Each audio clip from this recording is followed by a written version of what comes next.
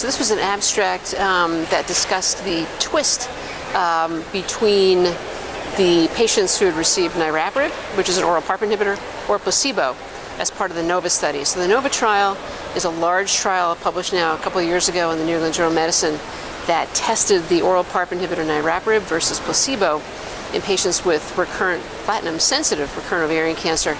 Patients were divided into two populations, germline BRCA mutated group and then a non-germline BRCA mutated group. These were pre-specified groups. And the overall results were in favor of niraparib versus placebo. Pretty significant results in the patients who received who were germline BRCA receiving PARP inhibitor versus placebo, as well as a statistically significantly improved progression-free survival in those with the non-G-BRCA group as well, niraparib versus placebo.